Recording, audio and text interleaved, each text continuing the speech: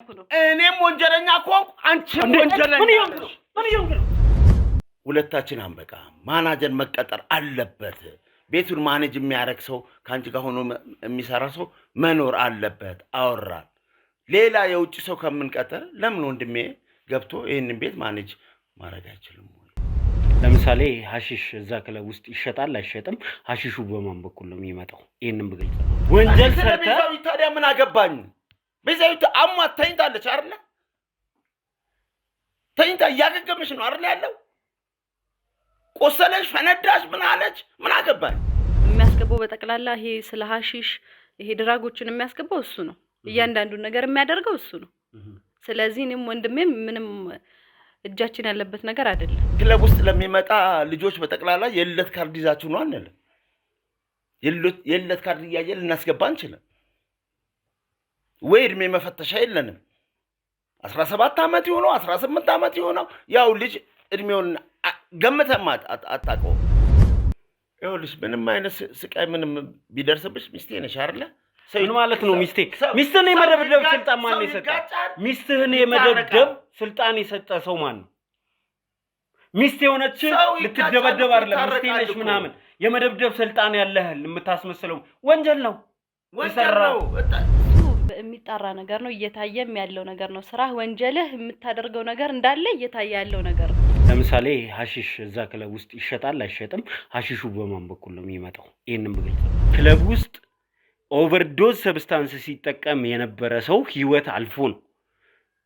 ከዛ የተነሳ ነው እዛ ክለብ ውስጥ የሚሰሩ ወንጀሎችን ለማጣራት ሲባል ያ ክለብ የተዘጋው። አንተ ግን ሚዲያ ላይ ሄደ የምታወራው ዘላለም ክለቤን አዘጋ ብለህ ነው። እውነቱ የትኛው? ወንጀለኛ ከሆንኩኝም ህሊናም ወንጀለኛ ነች፣ ወንድሟም ወንጀለኛ ነው፣ እናቷም ወንጀለኛ ነች። መስፋት አለበት አለች፣ ወሰደች፣ አስፈረመች፣ ተሸጠ። ነገ የተሻለ ነገር ለእናቴ አደርግላታለሁ ችግር የለውም ብላ ያደረገችው ራሷ እኮ ነች። ብዙ ነገር የምታደርግ ህፃናትን የምታባልግ አንተ በምን ሞራል ነው ስለ ትዳር ስለ ሚስት ስለ ምናምን መታወራ? ሊደረግበት እኮ ይችላል። መካድ እኮ ሊደረግበት ግን ይችላል። ያን የሚያደርገው ሰዎችን ደግሞ ወይ ከዛ ቤት ማስወገድ ወይ ለህግ አሳልፈ መስጠት ወይ እንዳይጠቀሙ ማድረግ የኔ ፋንታ አይደለም። እሱ ስራ ቦታዬ ነው። የምሰራው ስራ በስትክክል የእናቴን ቤት ሸጬ የከፈትኩት ቤት ነው። እሱን አልካድኩም እኮ። ግን ስለምሰራው ወንጀል በሙሉ የምትጠየቀው አንተ ብቻ ነህ። አንደኛው ተጠቃሚ ሰው እኮ ነበረች እኮ ክለብ ላይ አልኮል ተጠቃሚ ጠጣች፣ ወደቀች፣ አገኘዋት። 10ኛ ክፍል ነች፣ ተፈታኝ ነበረች። ከዛ በኋላ ታሪኳ ስትነግረን በጣም የሚያሳዝን ታሪክ አላት። አሳዘነችን። ያን ያየውን ቤት ተከራዩ፣ አስቀመጥኳት። እኔም ወንጀለኛ ኮንኩ አንቺም ወንጀለኛ ነሽ። ምን ይሁን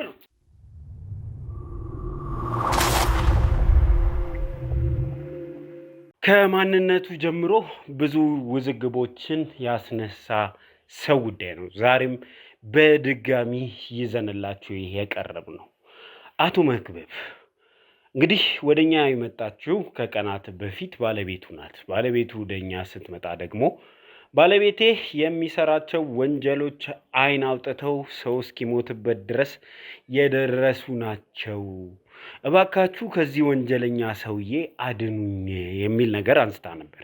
እንግዲህ እሷን ከባለቤቷ አርቀን ጉዳዩን ማጣራት በጀመርን ሰዓት ወንድማችን ቴዲ ጉዳይ ውስጥ እጁን አስገብቶ ነገሮችን ለመስራት ጀመረ ማለት ነው።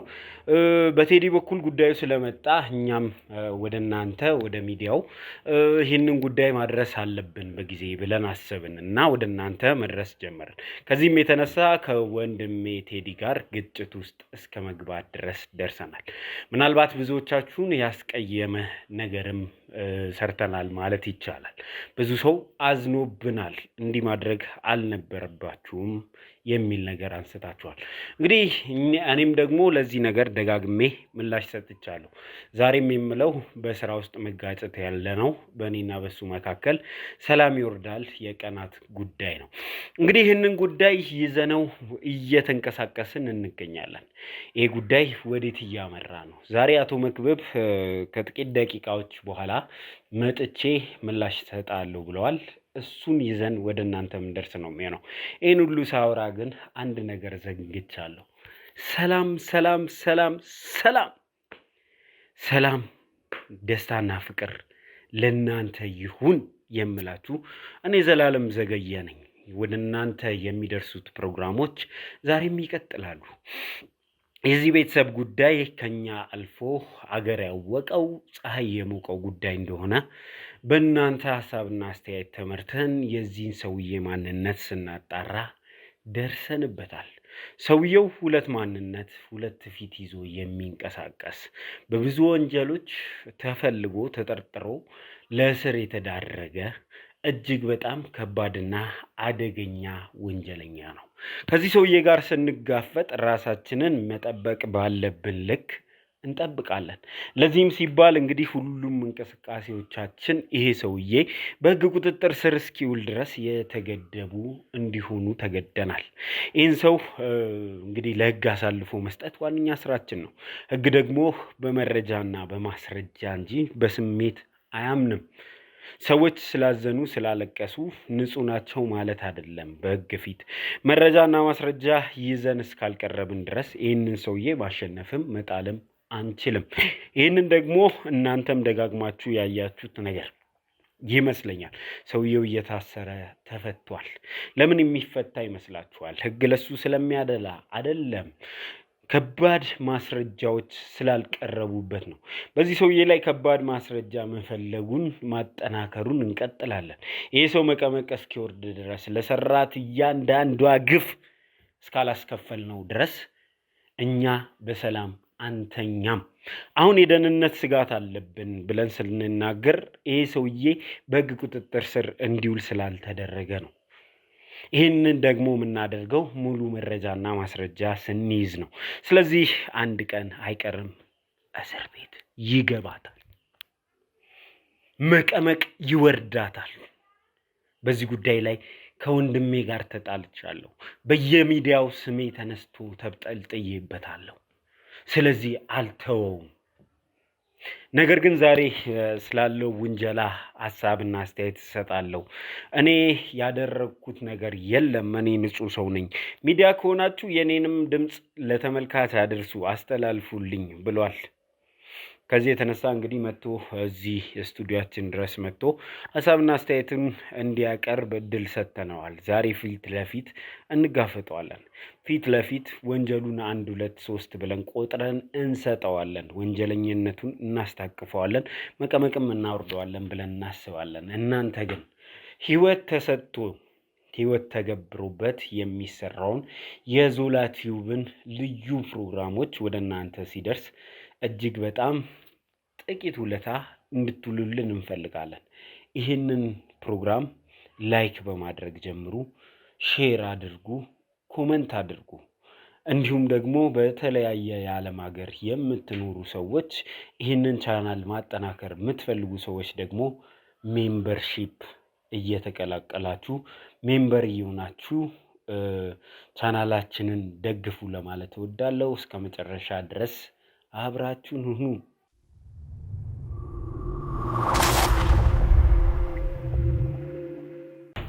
ማነው? ቆይ ተረጋጊ።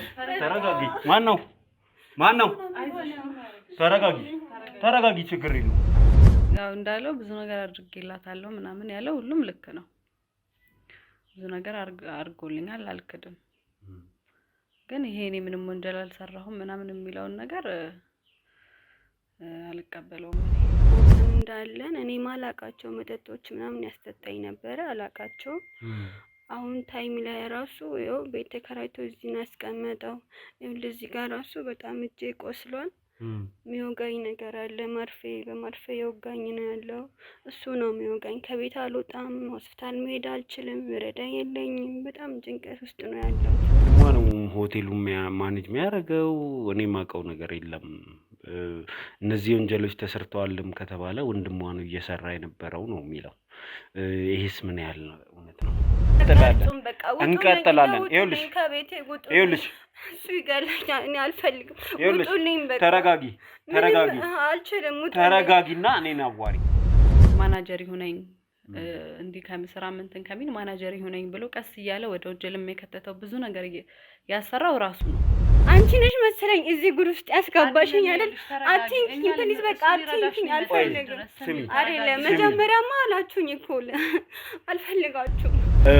ኑሮሽ እንዳልሽውም ይሄን ያህል ዝቅተኛ የሆነ ከ10ኛ ክፍል ትምህርቷን ያቋረጠች መኖር የከበዳት ምናምን አይነት ሴት አይመስልም። የምትኖሪበትንም ቤት አይተናል፣ ያለሽበትንም ሁኔታ አይተናል። ይህ ሁሉ ታዲያ ከየት መጣ? በጣም ነው የከበደኝ። እና እሷ አሁን ያለች እጇ ላይም እንደዚህ መርፌ ምናምን ያለች ሞርፊን የሚባል ሀሺሽ አለ።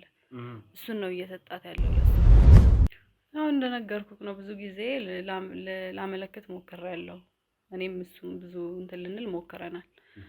ግን በጣም ብዙ ነገር ሰበብ እየፈጠረ በብዙ ነገር ነው እንደዚህ እስካሁን እንድንቆይ ያደረገን ሁለታችንንም ማለት ነው። እና እንዳልኩ እጁ ረጅም ነው። በጣም ብዙ ነገር ልናመለከት ምንም ልንል በሞከረን ሰዓት ምንም መላ የለውም ማለት ነው።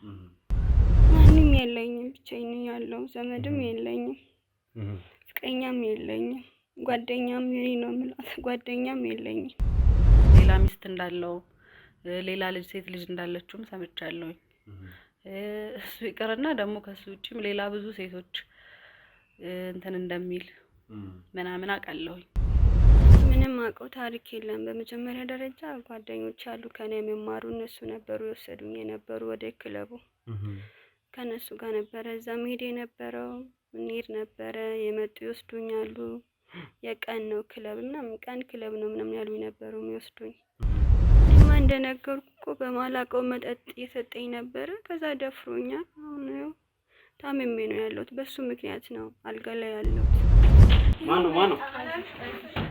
ቆይ ተረጋጊ። ማነው? ተረጋጊ፣ ችግር የለውም።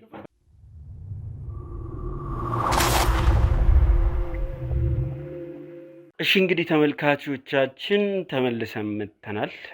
እንግዲህ በመግቢያው ላይ እንደተናገርኩት የአቶ መክብብ ጉዳይ እየተወሳሰበ ዛሬ ላይ ደርሷል።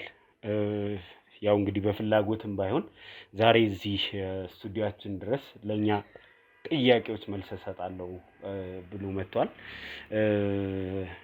አስገድደነውም ቢሆን ወደና ፈቅደ መጣ ብዬ አላስብም። የምሰማውን ነገር መልስ ለመስጠት ነው የምመጣው። እሺ ለማንኛውም ከየት መጀመር እንዳለብን አላውቅም፣ ግን መጀመር ካለብን ከዚህ እንጀምር። እውነተኛ ስምህ ግን መክብብ ነው? እሱ የራሴ ስም መጠሪያ አለኝ አይደለ? የራሴ የሆነ ስም መጠሪያ አለ። መክብብ ይሁን ፍስሐ ይሁን እሱ ህግ መታወቂያ ላይ በምጠራው በሚያውቁኝ በምጠራው እጠራለሁ። ምን ማለት ነው በምጠራው እጠራለሁ ማለት? በኢትዮጵያ ህግ አንድ ሰው ሁለት ኦፊሻል የሆነ ስሞች ሊኖርት አይገባም። ህግ ይደነግጋል፣ ህግ ይከለክላል። የመታወቂያ ስምህ ትክክለኛ ስምህ ማን ነው ነው ጥያቄው። እሱን እንድትመልስልኝ ነው የምፈልገው። መጠሪያ ስሜ ለራሴ ነው አይደል የሚያገለግለው? ለራሴ ነው የምጠራው። ለአንተ አይደለም ስም የሚያገለግለው። ስም የሚወጣው ሰዎች በህግ ሪኮግኒሽን እንዲያገኙ ነው፣ በህግ ፊት እንዲታወቁበት ነው። የሰው ልጅ ከአንድ በላይ የመታወቂያ ወይንም ደግሞ የመጠሪያ ስም እንዲኖረው አይፈቀድም። ህግ አይፈቅድም። መታወቂያ ህግ በማን ነው የሚያቀነው ጥያቄው? ሁለት ስም ሊኖረው ይችላል። አንድ በአካባቢው የሚጠራበት ስሙ፣ አንድ ደግሞ ህጋዊ ስሙ ሊኖረው ይችላል። ስም ማን ነው? የቱኛው ነው ለአንተ ስም? እሺ መክብብ እየቀጠላለሁ፣ ችግር የለውም። አንድ በአንተ ላይ የተሰጡትን ውንጀላዎች ታውቃቸዋለህ። ከየት መጀመር እንዳለብኝ አላውቅም። እኔ እናንተ ለመጀመሪያ ጊዜ ፊት ለፊት የተገናኘ ነው ክለቡ ሲታሸግ ነው። ክለቡ ደግሞ ለመታሸግ የበቃው ክለብ ውስጥ ኦቨርዶዝ ሰብስታንስ ሲጠቀም የነበረ ሰው ህይወት አልፎ ነው። ከዛ የተነሳ ነው እዛ ክለብ ውስጥ የሚሰሩ ወንጀሎችን ለማጣራት ሲባል ያ ክለብ የተዘጋው። አንተ ግን ሚዲያ ላይ ሄደ የምታወራው ዘላለም ክለቤን አዘጋ ብለህ ነው። እውነቱ የትኛው ነው? ክለቡ ተዘጋ። አዎ መንግስት ይዘጋዋል፣ ይከፍታል። በቃ ወንጀለኛ ከሆነ ለማጣራት ይዘጋል፣ ይከፈታል። ክለቡ ምን አይነት ስራ ነው የሚሰራው? በውስጥ ብዙ የሚሰሩ ስራዎች አሉ። መጠጥ ይሸጣል፣ ሊሸጡ ይችላሉ። ያ በሂደት የሚጣራ ነገር ነው። ክለቡ ውስጥ ምን ይሰራል? ሌሊት ምን ይሰራል? ቀን ምን ይሰራል? ያስቀመጥኩት ማናጀር አለ አይደል እንዴ? በማናጀሩ በኩል ህግ በሚጠይቀው በኩል መልስ ሊያገኝ ይችላል። ማናጀር ብለህ ያስቀመጥከው ሰው እኮ ፓፔት እንደሆነ እናውቃለን። ከጀርባ ነገሮችን የምትዘውረው አንተ መሆንን እናውቃለን። ይሄ ማናጀር የተባለው ሰው በዛ ክለብ ምንም ስልጣን እንደሌለው ግልጽ ነው። አንተ ይህንን ልትክድ ነው? ያንን ቤት የሚያስተዳድረው አንድ ድርጅት ሲያስተዳድር ከባለቤቱ ቀጥሎ ማን ነው? ማናጀር ነው የሚያስተዳድረው አይደል? ማናጀር ሲያስተዳድረው ደግሞ የሚቀበለው የቤቱን ህግ አለ አይደል እንዴ? ከባለቤቱ የቤቱ የሚመራበት ህግ አለው አይደል እንዴ? ያንን ይሰጠዋል አይደል እንዴ? ከዛ ውጭ ባለቤቱ ደግሞ ሌላ ነገር ጨምሮ ሊያስተዳድርም ይችላል። ማን ቤቱን የሚያስተዳድር ያለው እነዚህን ስራዎች እየተሰሩ እንደነበር እያመንክልኝ ነው። ለምሳሌ አላስፈላጊ ሰብስታንሶች ይሸጡ ነበር። ሐሺሽ ቤት ውስጥ ይሸጥ ነበር። ወጣቱ ትውልዱ ሊሸጥም ላይሸጥም ይችላል። እኔ ንግድ ፍቃድ ያወጣሁት ባልኮ መጠጣና በለስላሳ መጠጦች ነው። ንግድ ፍቃድ ወጥቷል። ከዛ በኋላ ቤቱን የሚያስተዳድረው ሰውዬ ምንድነው የሚሰራበት ክለቡ ላይ እሱ ህግ የሚያጣራ ጉዳይ ነው። እኔ ንግድ ፍቃድ አውጥቼ ማናጀር ቀጥሬ አንድ ድርጅት እኮ ስከፍት እኮ ከባለቤቱ ውጪ ማናጀር ያስፈልገዋል፣ የሰራተኛ ማኔጅመንት ያስፈልገዋል፣ ፋይናንስ ያስፈልገዋል። ይሄ ሁሉ ታሟላል። አንድ ድርጅት ስከፍት ይሄ ትልቅ ድርጅት ነው። ተከፈተ፣ ማናጀር ቀጠረን። ንግድ ፍቃድ ግን አውጥተን ስንሰራ የነበረው ባልኮን ንግዶች ነው። አልኮልና ለስላሳ ንግዶችን ነው። ሌላ ይሄ አሽሽ፣ ቅርብ ጥሬ፣ ኮካይን ምን ለሚለው ህግ በሚያጣራው መንገድ ነው የሚያጣራው። ምን ሰዓት ነው ሲሸጥ የነበረው? እጅ ከፍንጅ ከተያዘ እጅ ከፍንጅ የያዘውን ነገር ማቅረብ አለበት። ሰው ሞቷል ሰብስታንስ በመጠቀም የሚል የህክምና ማስረጃ ወጥቷል። ከመጠን በላይ የሆነ አነቃቂ ነገር ሰውነት ውስጥ ተገኝቷል። ይሄ ሰው የ18 ዓመት ልጅ ገና ህፃን ልጅ ነው የሞተው። ይሄ ደግሞ ያንተ ክለብ ውስጥ ነው። ይሄ ደግሞ ያንተ ክለብ ውስጥ በሚሸጡ ሰብስታንሶች ነው እንደዚህ ሆነው። ውድ የዞላ ቤተሰቦች ከቪዲዮአችን ቆም ብለን አንድ ደቂቃ ቁም ነገር ላውራችሁ። የማውራችሁ ስለ ዞላስ ሌክዠሪ ክሊኒንግ ሰርቪስ ነው።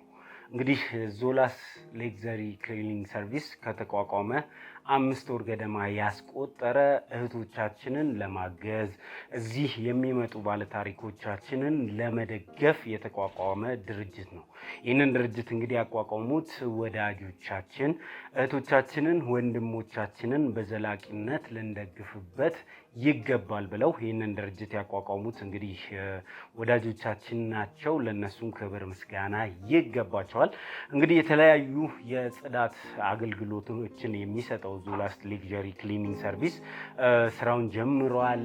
እናንተ ደግሞ ምንም አይነት የጽዳት አገልግሎት እንድንሰጣችሁ ከፈለጋችሁ በምናስቀምጠው የስልክ ቁጥር እየደወላችሁ ወንድሞቻችንን እህቶቻችንን አግኟቸው ለማለት እወዳለሁ።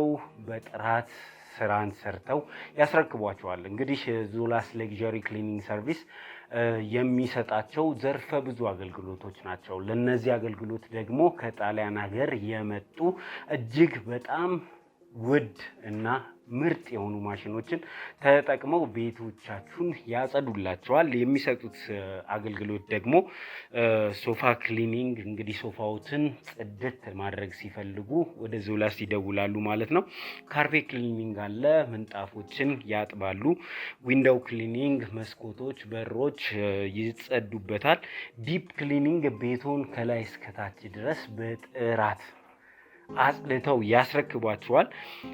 ኪችን፣ ባዝሩም እነዚህ የመሳሰሉ ቤት ውስጥ የሚገኙ ነገሮችን ጽድት አድርገው ያስረክቧቸዋል። ኦፊስ ክሊኒንግ ቢሮዎት እንዲጸዳሉ ከፈለጉ ወደ ዞላ ይደውሉ ነው የሚሉት። ሙቪን ሙቭ አውት ክሊኒንግ የሚባል አላቸው። ይሄ ሰርቪስ ማለት አዲስ ቤት የተከራያችሁ ወይ ወደ አዲሱ ቤታችሁ የምትገቡ ሰዎች ቤታችሁ እንዲጸዳላችሁ ስትፈልጉ እንዲሁም ደግሞ የለቀቃችሁት ቤት እንዲጸዳ የሚያስፈልግ ከሆነ ሙቭ አውት ክሊኒንግ ይኖራቸዋል። ወተር ታንከር እንግዲህ ብዙዎቻችን ቤታችን የሰቀልነው ታንከር ጽዳት ይፈልጋል። እነሱ እንደሚሉት ከተቻለ በ3 ወር ካልሆነ በ6 ወር መጽዳት አለበት። ካለበለዚያ ደግሞ ብዙ ባክቴሪያዎች ይራቡበታል። ስለዚህ ንጹህ ውሃ አይደርሳችሁም ነው የሚሉት። እንግዲህ ታንከሩን ለማጸዳት ፖስት ኮንስትራክሽን እንግዲህ ቤቱን ሰርተው ሲጨርሱ የት መደወል እንዳለብዎ ያውቃሉ ማለት ነው። ይሄ ማስታወቂያ አይደለም፣ ቁም ነገር ነው። እህቶቻችንን ወንድሞቻችንን የምንረዳበት ድርጅት ነው። ዞላስ ሌግዠሪ ክሊኒንግ ይባላል። ዩኒፎርማቸውንም አልብሰውኛል። እንግዲህ እህቶቻችንን የምንደግፍበት በእኛው የተቋቋመ ድርጅት ነው። እኛም መደገፍ የምትፈልጉ እነዚህን ስራዎች ማሰራት የምትፈልጉ ድጋፍ ብቻ አይደለም ሰርተን ነው እየጠየቅናችሁ ያለ ነው። ስለዚህ እንድንሰራላችሁ የምትፈልጉ ሰዎች በእነዚህ ስልክ ቁጥሮች ደውላችሁ ከማናጀሮቹ ጋር ኮንታክት ማድረግ ትችላላችሁ። እንግዲህ መልካም እድል፣ መልካም ጊዜ። ቪዲዮ ይቀጥላል። እንግዲህ እኛ ክለብ ውስጥ ለሚመጣ ልጆች በጠቅላላ የልደት ካርድ ይዛችሁ ነው አንልም። የልደት ካርድ እያየን ልናስገባ አንችልም ወይ እድሜ መፈተሻ የለንም። 17 ዓመት ይሆነው 18 ዓመት ይሆነው ያው ልጅ እድሜውን ገምተማ አታውቀውም። ሌላው በአደንዛዥ ሎድ የበዛበት ነገር ተጠቅሞ ሞተ እንዴ? አልኮል መጠጥም እኮ ሲበዛ እኮ ሰው ይገላል አይደለ እንዴ? የሕክምና የሚያጣራ ጉዳይ ነው። እኔን አይመለከተኝም። አልኮልም ሲበዛ እኮ ሰው ይገላል። እኔ ያ ሕፃን ልጅ ነው የተባለው ሄዶ ሌላ ጋር ተጠቅሞ ይምጣ፣ እኔ ቤቴ ውስጥ ይጠቀም፣ እማውቀው ነገር የለም። ሞቶ ተገኘ። አዎ ሞቶ ተገኘ። እየጨፈረ ሞቶ ወድቆም እኮ ረግጠውትም ሊገሉት ይችላሉ። እየነገርኩ እኮ ነው። የሕክምና ማስረጃው የሚያሳየው እሱ የተጠቀመው ኦቨር የተጠቀመው ሰብስታንስ እንዳለ ነው። በሰውነት ውስጥ የተገኘው ሌላ አነቃቂ እጽ ነው። ይሄ ከየት መጣ ነው እያልኩ ያለሁት። እኔ ቤት ተጠቅሞ ካልሆነስ ከውጭ ተጠቅሞ ከመጣስ እንግዲህ የትንፋሽ መመርመሪያ ለክለቡ አዘጋጅተን እየፈተሽን ማስገባት አለብን። አንተ ጠጣል፣ አንተ አልጠጣም፣ አንተ ግባ፣ አንተ እንደዚህ ወስደሃል ማለት አለብን። ቅድም እኮ ነገርኩ የ17 ዓመት ልጅ አልከኝ። እንግዲህ ክለብ ሲመጣ አንተ ሂድና ከቤት የልደት ካርድ ይዘና አትለውም። ይመጣል፣ ይገባል። ሕፃን ልጅ ካልሆነ በስተቀር ወይ ታቅፎ የሚገባ ልጅ ካልሆነ በስተቀር እንዴ እዛ ቤት ውስጥ ይሸጣል፣ ምን ይሸጣል፣ እጾች ይሸጣሉ ለሚለው ነገር እንዴ የቀጠርኩት ወንድሟ ራሱ እኮ ተጠቃሚ እኮ ነው። ይሸጣል እኮ እሱ ራሱ። ይህንን እያወቅ ታዲያ ክለቡ የኔ ነው ብለህ የምታስብ ከሆነ እሱ እንደሚነግድ ወንድሟ የሚሸጠው እንዳልከው ቀላል ከሆነ እሱን በቁጥጥር ስር ማስዋል አይቻልም ነበር? ለምን በግ እንዲጠየቃል? እዚህ ጋር ዘላለም አንድ ነገር አለ። ትዳር ነው አይደል? እዚህ ጋር ያለው ወንድሜ ማናጀር ይሁን ይሄንን ቤት ማስተዳደር አለበት ስትለኝ እኮ የማኔጅመንት ስራ እኮ ሌላ ጋር እኮ ሰርቶ አያውቅም አይደለ? ለትዳር ስትል ነው ያንን ነገር የምታደርገው። ይሄ ልጅ አይገባም ብል በቃ ወንድሜን እንደዚህ ያደረገው ወንድሜን እንደዚህ ያባረረው ነው የምትለው አይደል እንዴ? ይሄን ልጅ ደግሞ ባሳስረው እዚህ ጋር ትዳር አይፈርስም? ትዳር ያሳስባል። አሁን አንተ እውነት ትዳር የሚያሳስብ ሰው ነው? እንዴት አያሳስብም? የሰው ልጅ አይደለ እንዴ? ሌላ ስራውን እኮ ሌላ ስራ ነው አይደል እንዴ? እዚህ ጋር ደግሞ የህይወት ትዳር ነው አይደል እንዴ? የሚያሳስቡ እኮ ነገሮች እኮ አሉ። በድርጅት በስራ ምን ተፈጠረ፣ ምን ተደረገ፣ ምን ሆነ ለሚለው እሱ ሌላ ነገር ነው። እዚህ ጋር ግን ትዳርና ስራ ለየብቻ ነው። እዛ ጋር የምትሰራው ህይወት ትዳርን ለማቆም ነው አይደል እንዴ? ድርጅት ውስጥ ሆነ ለሚባለው ነገር ደግሞ የገዛ ወንድሟ ይጠቀማል፣ ያጨሳል፣ ይቅማል። ምንድን ይህንን ሁሉ ካወቅ ከእሷ ጋር ተነጋግራችሁ እንደው እሱ ሱሰኛ ነው ሱሰኛ አይደለም የሚለውን እኔ አጠገቤ ስላለ አጣርቼ በደንብ የማውቀው ነገር ነው። አንተ ለሚዲያ ከምታወራው በላይ ማለት ነው። ልጁ እንደዚህ አይነት ነገር እንደሌለበት እየዋልን እያደርን አጠገቤ ስለሆነ እያየው ነው። እሱን እንተው። የድርጅትን የሚመለከቱ ጥያቄዎች መጠየቄን ስለማላቆም ከሱ መጀመር ስላለብን እንቀጥል። የመጀመሪያ ነገር ስለ ድርጅቱ የሚያገባት ሚስቴ ያገባታል ብለህ የምታስብ ከሆነ የገንዘብ ምንጫቱን ስለማውቀው ማለት ነው። የእናት አባቷን ቤት በሐራጅ እስኪሸጥ ድረስ መመለስ ያልቻልከውን ዕዳ ከባንክ ተበድረ ነው ይሄ ክለብ የተከፈተው። እውነት ሐሰት? ይሸጥ ያለች እኮ እሷ ነች እኮ። ይሸጥና ስራው ከተሟሟቀ በኋላ ልንመልስላት እንችላለን ያለች እኮ እሷ ነች እኮ። እሷ እንደዚህ አይነት ነገር ውስጥ እንዳልተባበረች እናቷ ጎዳና ላይ ስትወድቅ እንኳን ምንም ማድረግ እንዳልቻለች እያዘነች እያለቀሰች እንደኖረች ነው የተናገረችው። ይህንን እሷ እንዳልተስማማችበት እርግጠኛ ነኝ። ተስማምተን እኮ ያደረግነው ነገር እኮ ነው። ይሄ ስራ እኮ እኔ ድሮ ከበፊት ጀምሬ ስሰራው የነበረ ስራ ነው።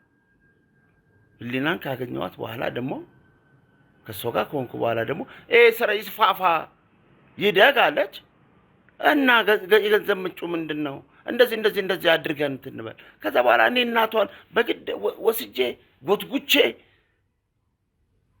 እንዴ እኔ እኮ ለእሷ እኮ መስዋዕትነት እኮ ከፍያለሁኝ እኮ። እሷን ሳስተምራት ነበረ እኮ አይደለም ንብረታቸው እንዲሸጥ እንዴ። ለምን ይሸጣል? ድርጅቱ ሰፋ ብሎ መሰራት አለበት። ጭራሽ ሰፍቶ ሲሰራ ያው ቤተሰብ እንደማመጣች አጠቃለለችበት። እከሌ መግባት አለበት፣ እከሌ መውጣት አለበት። የኔ ፍላጎት አይደለም ወንድሜ መጥቶ እዚህ መስራቱ። ወንድምሽ መጥቶ እዚህ ስራ ያለኝ ስራ የለውም አይደለ ወይ? ስለዚህ ወንድምሽ መጥቶ ይስራ ያለኝ እሱ ነው ትላለች እሷ። አሁን ይህንንም ጭምር እየካድክ ነው።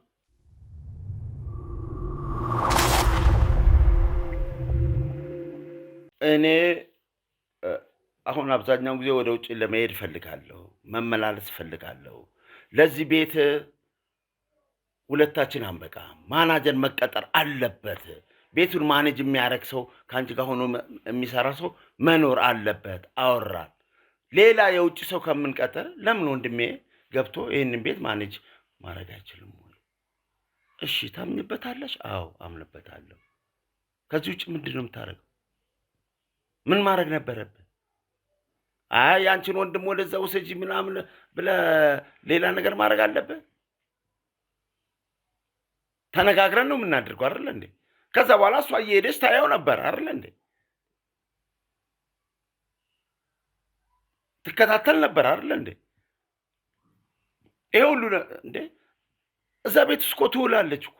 እከሌ ሕፃን ልጅ ነው፣ እከሌ እንደዚህ ነው፣ እከሌን ለምን አስገባ፣ ለምን እከሌን አታስወጣም ለምን አትልም? እከሌ ሕፃን ልጅ ነው፣ እከሌ ትልቅ ነው ብላ ቤቴ ነው ካለች እየሄደች ታመሽበታለች አይደል? እኔ የሌለው ጊዜ ወንድሟ ነው ያለው አይደል? ና ይሄና ጋርዶችም እኮ አሉ። ኑ ይሄንን ልጅ ለምን አስገባችሁ፣ ለምን አታስወጡም፣ ለምን እንደዚህ ያደረጋችሁ ብላ ማለት የለባትም? ነገሩን ሁሉ እኮ ወደ እኔ ማምጣት እኮ አይደለም እኮ። ለሷስ ንብረቷ አይደለም? ንብረቷ እኮ ነው። ነው አለኝ ክለብ አለኝ ብላ ብቻ ውላበት መውጣት ነው የምትፈልገው እሷ። ያ እኮ አይደለም እኮ። ከወንድሟ ጋር እኮ ትውልበታለች። የምታየውን ነገር ማስተካከላ መግባት መውጣት የራሷን ፋንታ ነው። የኔ ብቻ አይደለም። ቤታቸውን ለምትለው መስፋት አለበት አለች፣ ወሰደች፣ አስፈረመች፣ ተሸጠ። ነገ የተሻለ ነገር ለእናቴ አደርግላታለሁ ችግር የለውም ብላ ያደረገችው ራሷ እኮ ነች። እኔኑ ማማ ቤቶትን ሽጡ ላለሁ ከዛ በኋላ ወንድሟ መጣው ያንን ማኔጅ ማድረግ ጀመረ። እኔው ቤት ውስጥ ደግሞ እየሄደ መተኛት ማደር ጀመረ። ከዚህ ውጭ ምን ማድረግ አለ? ባለቤትነት ይሰማኛል የምትል ከሆነ ከጀርባ እነዚህ ስራዎች እየተሰሩ አሁን አንተ ትክዳለህ ብዬ አላስብም። እዛ ክለብ ውስጥ አሺሽ እንደሚሸጥ ወጣቶች ሲበላሹ እንደነበር አሁንም በየሚዲያው እየወጡ እየተናገሩ ነው ወጣቶቹ። ቴዲ የለቀቀውን ቪዲዮ ማየት ይቻላል። ሌላም ቪዲዮ ማየት ይቻላል። በጣም ብዙ ወጣቶች እዛ ክለብ ውስጥ እየተበላሹ እንደነበር የዛ ክለብ መዘጋት እኛ ብቻ አይደለንም የዘገቡ ስለ ክለቡ የዘገቡ በአጠቃላይ ሚዲያዎች በአጠቃላይ ይሄ ክለብ ህፃናትና ወጣቶች ሲበላሹበት የነበረ ክለብ ነው። ይሄ ክለብ መዘጋቱ ልክ ነው። ይሄ ክለብ መጥፋት ነው የነበረበት። እስከ ዛሬም ድረስ የህግ አካላት ለምን ዝም እንዳሉ አናቅም። ይታወቅ ነበር ይሄ ሁሉ ስራ እንደሚሰራ እየተባለ። እኔ ብቻ አይደለሁም ይሄንን እያልኩ ያለው። ይሄ ሊያል ትልቅ ነገር እየተሰራ እያወቅ አንተ ንጹህ ሰው ከሆንክ ለምን አላስቆምክ?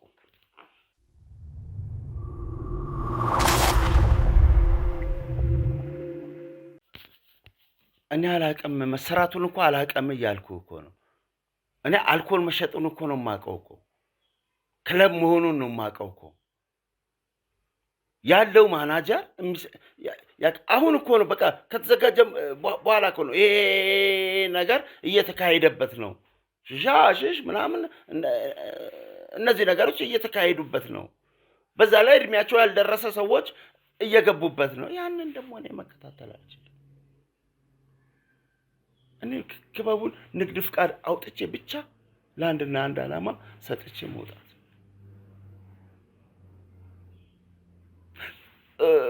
ሲጋራ ምናምን የሚጠቀሙበት ቦታ አለ ከክለብ ውጪ።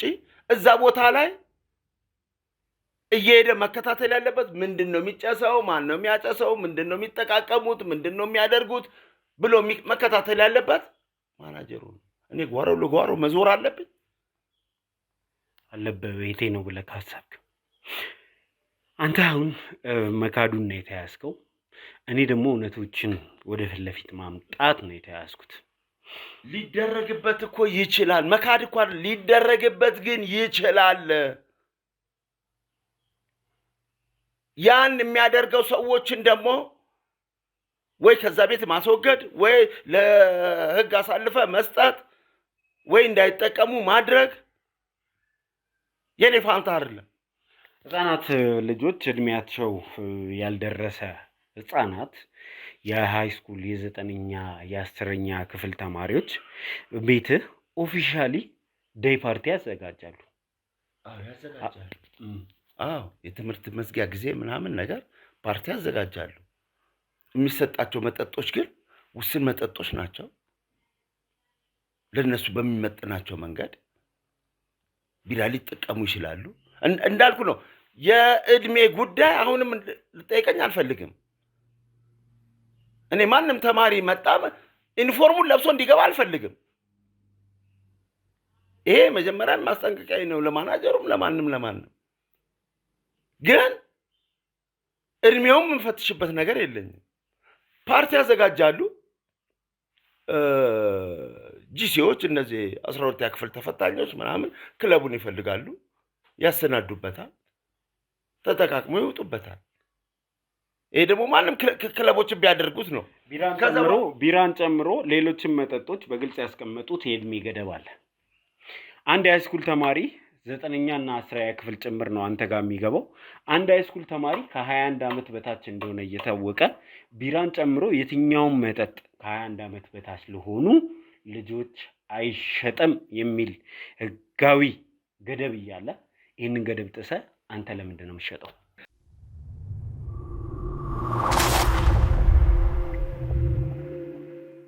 ይሄ ለኛ ሀገር ህግ ይሰራል? እንዴት አይሰራም? ህግ አይደለ? ቢራዎቹ ሌብሊንጋቸው ላይ ከ21 ዓመት በታች አይሸጥም ይላሉ።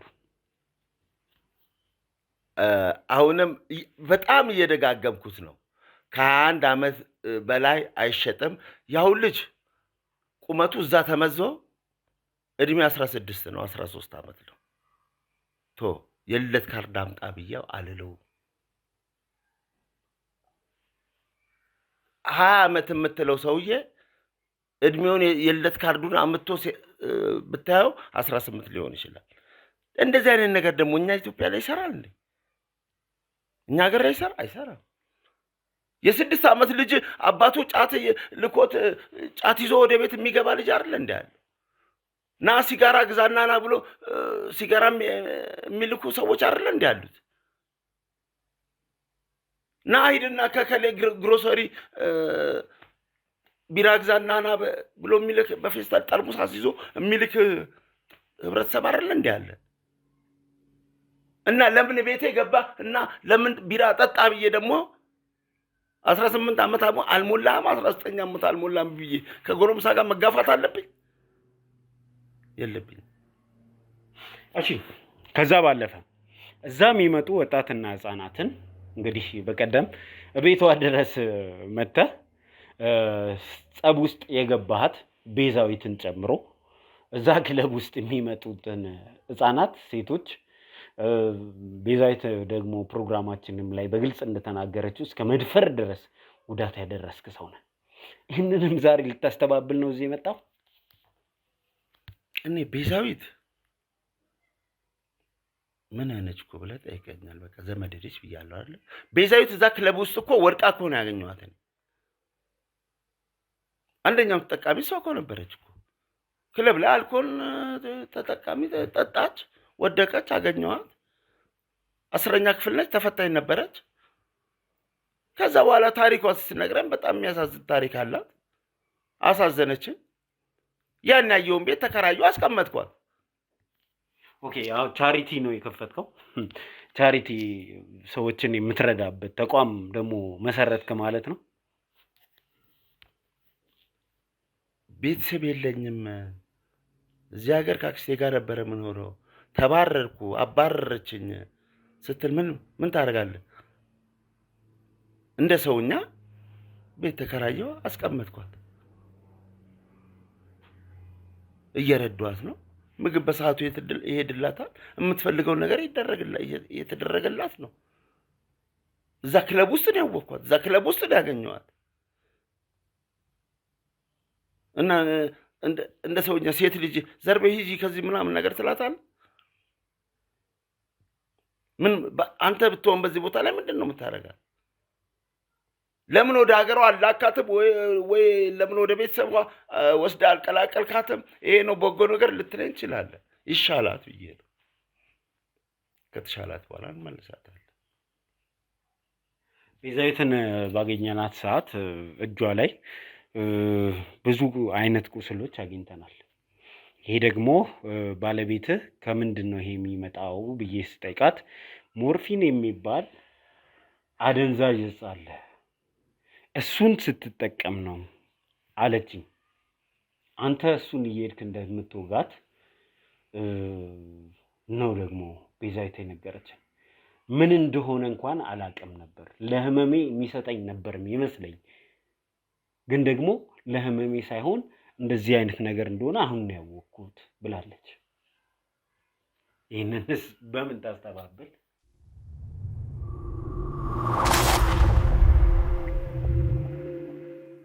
እኔ የምትለው ነገር እኔ ምንም ሊገባኝ አልቻለም። እሷ እስከምን አውቃው ነው ይሄንን የተናገረችው? እኔ ቤዛዊት ሰውነቷን ገላልጫት አላውቅም። ምን ቁስል ይኑርባት፣ ምን ይኑርባት፣ ጠባሳ ይኑርባት፣ ንቅሳት ይኑርባት እኔ አላውቅም። እሷ እስከ የት አመጣ ነው ይሄንን ነው የሚወጋት፣ ይሄንን ነው የሚሰጣት፣ ይሄንን ነው የሚያረጋት ብላ የምትናገረው? ግን ዘላለም አንተ ከኔ ምንድን ነው የምትፈልገው? ምን ማለት ነው? ከኔ ምንድን ነው የምትፈልገው? ምንድን ነው የምትፈልገው? ብዙ ነገር እየጠየከኝ ያለው። ለጥያቄዎች መልስ እሰጣለሁ ብለህ ነው አይደል እዚህ የመጣው? አዎ እየሰጠው ነው። ግን እየፈለፈልክ የምታወጣው ነገር ነው የምትጠይቀው ነገር ምንም ሊገባኝ አልቻለም። ስራዬን ነው እየሰራሁ ያለሁት። አንተ ደግሞ እዚህ ተጠያቂ ሆነ ነው የመጣው። ወንጀለኛ ሆነ ነው እንጂ የመጣው እዚህ የክብር ሽልማት ልትቀበለኝ አይደለም የመጣው። የዓመቱ በጎ ሰው ብዬ ልሸልምህ አይደለም እዚህ የመጣው። ወንጀል ሰርተህ ታዲያ ምን አገባኝ? ቤዛዊት አሟት ተኝታለች አይደለ? ተኝታ እያገገመች ነው አይደለ ያለው? ቆሰለች፣ ፈነዳች፣ ምን አለች? ምን አገባኝ? ድራግ ወሰደች፣ ኮኬን ወሰደች፣ ምን ወሰደች? ምን አገባኝ? እኔ እንደ በበጎነት ነው አሁን ለሰራው በጎነት ሽልማት ልሰጥ ነው ከኔ እየጠበቅ ያለው። እኔ ሽልማትህንም አልጠብቅም አቶ ዘላለም፣ እኔ ሽልማትህንም አልጠብቅም። ግን ከኔ ምንድነው እየፈለክ ያለው? ካንተ ወንጀለኛ መሆንን እኔ አይደለሁም ሁሉም ሰው ያውቃል።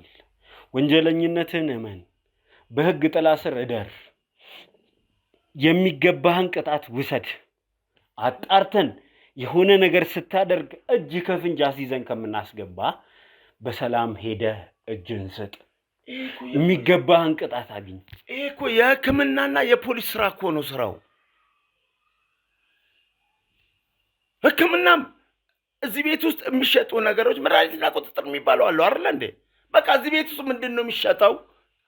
እየመረመረ ነው፣ እያጣራ ነው።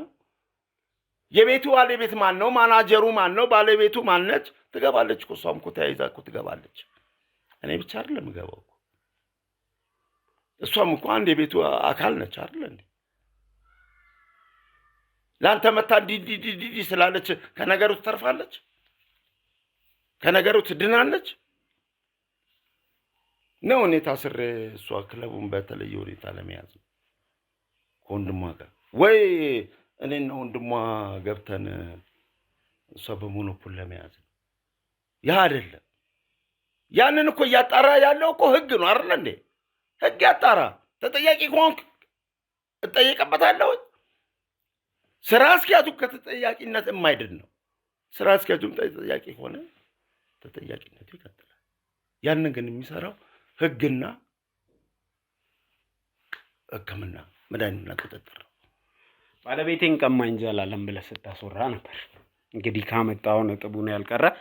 እሷ ለምን እዛ ቦታ ላይ እንደተቀመጠች ሳታቀርተ ሳይሆን የኔን ስም ለማጥፋት በየሚዲያው ስትዞር ነበር። እግዚአብሔር ይስጣችሁ ያላስተላለፋችሁ ሰዎች። ያልሄድክበት ሚዲያ የለም። በሌላ ሚዲያ ጭምር የምትሰራው ነገር እኮ የሚታወቅ ሰው ነው። ህዝብ ያውቃል እኮ፣ ይፈርደኛል እኮ ህዝብ። አንተ እኮ ካሜራ አፈራም እኮ። የመጀመሪያ ካሜራ አይደለም እኮ። በካሜራ ፊት ወንጀል ስትሰራ ኖራ ዛሬኛ ምን አድርጉ ነው ድፍረቱ ሳለ አሁን እንደው እነሱ እዚህ ጋር መጥተው ያው። ስለዚህ ወንጀለኛ ስለሆንክ ሚስትህም ከቤት ወጣ ገስታ ውስጥ ተቀምጣ ያንተ ስራ መጣራት አለበት ብለህ አምነህበት ነው? አዎ። የሰው ሚስት ደግሞ ወስዱ ደግሞ አከራይቶ ማስቀመጥ እንደኔ በቃ አዎ ሚስቴን ቀማ ከማይወንተን ሚስቴን ቀማ ብያለሁ አላልኩም አይደለም ብያለሁ። ሚስቴን እኮ ነው ብቸገርም ብታሰርም ብፈረድብኝም እኮ ከጎኔ መሆን እኮ የነበረባት ሰው እኮ ነች። እና በአንተ ቦታ ቢሆንስ ምን አያስብልም ልትል ነው? እኔ ካንተ ጋር ከዚህ በላይ ልቡልቅ ውስጥ መግባት አልፈልግም። እሺ አንተ እኔና ሚስቴ ፊት ለፊት ማናገር እየቻለ እንደዚህ ያደረገ ብለህ ነበር አይደል ስትወነጅለኝ የነበረው? ሚስቴን ፊት ለፊት ማናገር የት ድረስ እንደምትችል እናያለን። ተመልካቾቻችን ከደቂቃዎች በኋላ ተመልሰን እንመጣለን። ተመልሰን ስንመጣ ግን ባልና ሚስቱን ፊት ለፊት አገናኝተን ስለዚህ ነገር እንዲያወሩ የምናደርግበትን አጋጣሚ እንፈጥራለን። ድፍረቱ አለኝ ብሏል። ስለዚህ እናንተ ደግሞ እንደዚህ ተለፍቶ የሚሰራውን ስራ ሼር፣ ላይክ፣ ኮሜንት እና ሰብስክራይብ ማድረጋችሁን እንዳትረሱ ለማለት እወዳለሁ። ከደቂቃዎች በኋላ ተመልሰን እንመጣለን።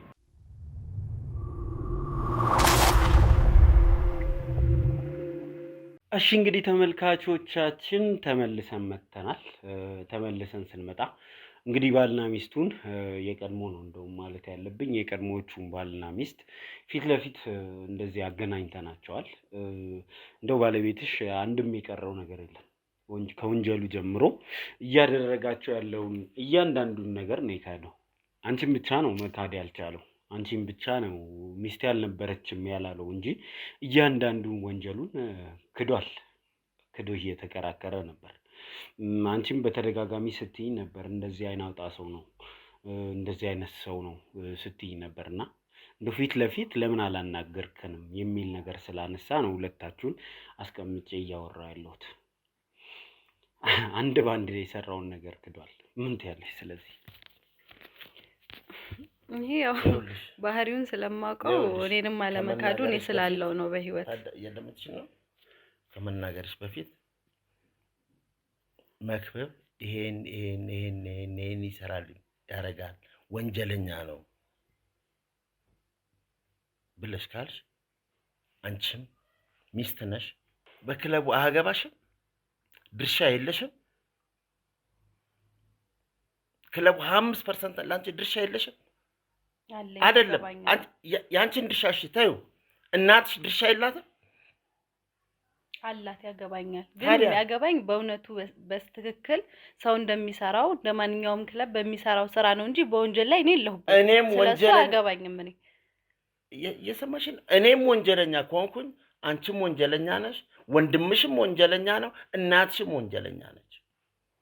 እሱ በእውነቱ እየተጣራ የሚመጣ ነገር ነው ያደረከው ነገር። እኔ እንደ ባለቤት ሆኜ ማናጀር ቀጥሬ በማስተዳድረው ቤት እኔ ከዚህ ከሌለው አንቺ ሄድሽ አስተዳድርሽው አታውቂም? ያንን ቤት ይሄንን ነገር አስተዳድርሽው አታውቂም? አልካድኩም። ታስተዳድሪዋለሽ አይደለ?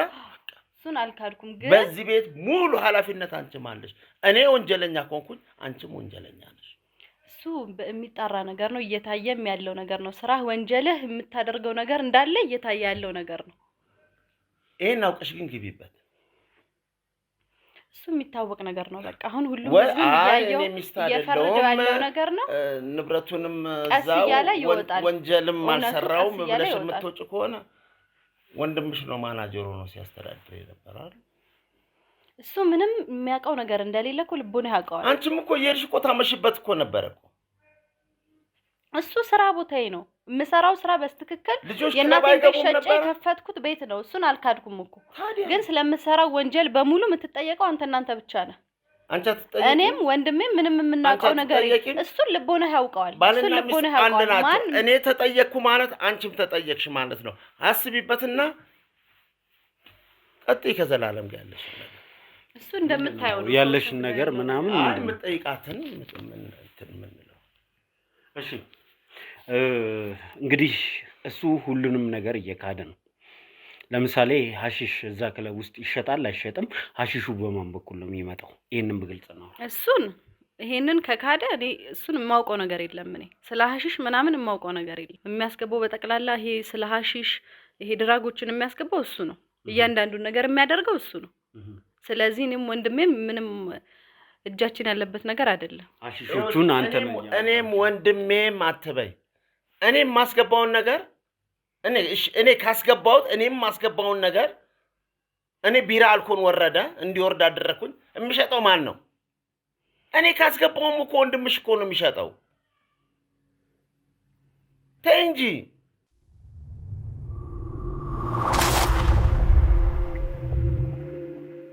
ኢልና ለሚገባው ነገር እኮ እኔ አንድ ነገር ካስገባውኝ የሚረከበው ማን ነው? ወንድምሽ ነው አይደለ? የሚሸጠውም ወንድምሽ አይደለ? እዛ ቤት ለሚገባ እንዴ ቢራ መጥቶ ሲሸጥና ለስላሳ መጥቶ ሲሸጥ አያገባኝም ልትይ ነው? ተይ እንጂ ኢልና፣ ቤትሽ እኮ ነው፣ ክለብሽ ነው። ይሄንን እኮ እንዴት እንደምታስደርገን ታውቀዋለህ አይደል? ልቦናህ ያውቀዋል። በምን ያህል ጉልበት እየተጠቀምክ በምን መሳሪያ እያስፈራራህ ወንድሜንም እኔንም ይሄን እንደምታስደርገን ታውቀዋለህ። የምትለው ነገር አለ። ይሄንን ነገር አንተ በጉልበትህ እየፈጸምክ ነው። ከጀርባክ ሌሎች ሰዎች ካሉ እነሱ እየገፉኝ ነው፣ ይሄ ነው ምክንያቴ እንዲያደረኩበት የምትለው ነገር አለ ነው። ራስህን ብቻ ይዘህ መቀመቅ ትወርዳታለህ። ምንም አይነት ምክንያት የለኝም እኔ። በቃ ወንድሟ ይሄን ነገር ያድርጋል። ነገርኩህ እኮ ውጭ የሚሸጡም ካፕ የሚጠቀሙት ውጭ ነው፣ ከክለቡ ውጭ ነው። ማጨሻ ቦታ ያላቸው ሲጋራ ምናምን የሚያጭሱ። ምናልባት ህሊና ወደ ጓሮ ዞራ ላታይ ትችላለች። ወንድሟ ግን ማናጀር ነው። ህሊና ወደ ጓሮ ወጥሽ ላታይ ትችላለች። ሴት ነሽ፣ ሴት ነሽ። ወደ ጓሮ ወጥሽ ላታይ ትችላለች ያንን የሚደረጉ ነገሮች አይደለ? ወንድምሽ ግን ይሄንን ነገሮች አያደርገው ያደርገዋል። ለምን? ለነፍሱ ይፈራል። ምን እንደምታደርገው ያውቃል። አንተ የምታደርገውን ነገር እኮ አውቃለሁ እኔም። ለዛ ሲል ስራው ነው የምትለውን ነገር ያደርጋል። እኛ እናቅም አይደለም እሺ ብለው የካዱት እነሱ እያሉህ ያሉት አንተ በጉልበት እነዚህን ነገሮች ታስደርገናለህ እንጂ ካንተ እኮ ነው የሸሹት። ካንተ እኮ ነው ህይወታቸውን ለማትረፍ ወደኛ የመጡት። አንተ በጉልበት የምታስደርጋቸውን ነገር አንተ ያሰራቸውን ወንጀል የነሱ ወንጀል ለማድረግ ነው የምታስበው? ወንጀለኛ ነህ። ለምን አታምንም? ከማን ጋር ነው ይሄንን ስራ የምትሰራው? ነገር የሚያጠራው አካል ወንጀለኛ ከሆንኩኝም ህሊናም ወንጀለኛ ነች፣ ወንድሟም ወንጀለኛ ነው፣ እናቷም ወንጀለኛ ነች። ግን እዚህ ጋር አንድ ሊያግባባን ነገር የሚያግባባን ወንድምሽ ይህንን ነገር ሊያደርግ ይችላል፣ ከአንቺም ተሰውሮ ከአንቺም ተደብቆ። በቃ እዛ ቤት ውስጥ ለሚደረጉት ለሚሰሩ ስራዎች ማናጀር በመጀመሪያ ደረጃ የሚጠየቀው ማናጀር ነው። በሁለተኛ ደረጃ ልጠየቅ ይችላሉ። ያ መንግስት ባጣራው ነገር ተጣርቶ ይኸውልህ አሁን ሌላ ነገር ውስጥ መግባት አያስፈልግም። ባለቤትን ደብድበሃት ፖሊስ ጣቢያ 2-3 ጊዜ አድራል። የእህትን ልጅ የሰራህባት ነገር ተጋልጦ ለእስር ተዳርገህ ታውቃለህ። አንተ ተደጋጋሚ ሪከርዶች ያሉ ወንጀለኛ ነህ። በጣም ወንጀለኝነት ደግሞ ለህግ ቅርብ እንድትሆንና መውጫ እንድታዘጋጅ አይጋጭም አይባልም እኮ። ባልና ሚስት እኮ ይጋጫል። ባልና ሚስት የሚጋጨው ድብደባ እስከ ማድረስ አይደለም። ድብደባ አድርሰህባት አይጋጭም አይባልም። እግርም ስትሄድ እኮ ይጋጫል አይደለ? ከሚስቴ ጋር በተለያየ ነገር እንጋጭ እንችላለን። እንጋጫለን፣ እንታረቃለን፣ እንጋጫለን፣ እንታረቃለን። እንደምትደበድበኝም ተናገር። መጋጨት ብቻ አይደለም፣ ምን ያህል የምታደርግብኝን ስቃይ ሁሉ ነግሬዋለሁ። አሁን እዚህ ምንም የምታስመስለው ነገር የለህም። ይኸውልሽ ምንም አይነት ስቃይ ምንም ቢደርስብሽ ሚስቴ ነሽ አይደለ? ምን ማለት ነው ሚስቴ? ሚስትህን የመደብደብ ስልጣን ማን ነው የሰጠ? ሚስትህን የመደብደብ ስልጣን የሰጠ ሰው ማን ነው? ሚስት የሆነች ልትደበደብ አይደለም ሚስቴ ነሽ ምናምን የመደብደብ ስልጣን ያለህ የምታስመስለው ወንጀል ነው። ወንጀል ነው። ተጠይቄበታለሁ፣ የምጠየቅበታለሁ። ገባ? እንጋጫለን። ስትናደድ ያው ጥፊ ምንም ልትጋጭ ትችላለህ። በቃ ስሜታዊ የሆነ የምታረጋቸው ነገሮች አሉ አይደል እንዴ? ጥፊ አይደለም እስከ መሳሪያ ደረጃ ያደረስክብኝን አትረሳውም መቼም አይደል? አንተ ከሚስትህም ውጪ ሌሎች ሪሌሽንሺፖች ውስጥ ገብተህ እንግዲህ ትላንትና ሄደን ያየናትን ልጅ ጨምሮ ብዙ ነገር የምታደርግ ህፃናትን የምታባልግ አንተ በምን ሞራል ነው ስለ ትዳር ስለ ሚስት ስለ ምናምን የምታወራው? በምን ሞራል ነው የምታወራው? የሰው ልጅ እኮ ይጋጫል እኮ አልኩህ እኮ። የሰው ልጅ ይጋጫል። የምትናገሪውን ነገርም አንዳንድም ነገር ማስተዋል አለብሽ። ምንድነው ማስተዋለው? ጭራሽ ምንድነው ማስተዋለው? አሁን እንዴ ሊና ሚስቴ ነሽ አይደል? በቃ ምንድነው እዚህ ልትማታ ነው? ልትማታ ነው ወይ የፈለከው? ያሳለፍነው ነገር እዚህ ጋር መጥተሽ ልታወጪ አይደለም አይደል? ረጋጋና ቁጭ ብለህ የምታወራው ነገር አውራ። ይኸውልህ አሁን ልትማታ ነው እዚህ? እኔ አልነካሽም፣ አልማታም።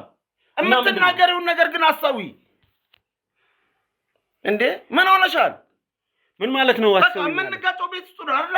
ነገሮችን ሶልቭ አድርገን የፈታናቸው ነገሮች ናቸው አይደል? እዚህ ጋር እንደ አዲስ እያመጣን ይኸውልሽ፣ እኔም ወንጀለኛ ከሆንኩ አንቺም ወንጀለኛ ነሽ። እኔ ምንም ወንጀል የለብኝም። ምንም የሰራሁት ወንጀል የለም። እኔ አሁን ምንም ድንፋታ አያስፈልገውም። ወንጀለኛ ነህ፣ ወንጀል ይሰራልሽ። እሊና የምትናገሪው ነገር አስተዊ። እያስተዋልኩ ነው የምናገረው፣ እያስተዋልኩ ነው። እኔም ወንጀለኛ ከሆንኩ አንቺም ወንጀለኛ ነሽ። ምን እየሆንክ ነው? አንቺም ወንጀለኛ ነሽ። ምን እየሆንክ ነው? የምትናገሪው ነገር ግን እያሰብሽ ተናገሪ። ናውጣ እንደውም እንሄዳታለን። አሁኑኑ ነው የምንሄደው። እናንተ ግን ናውጣ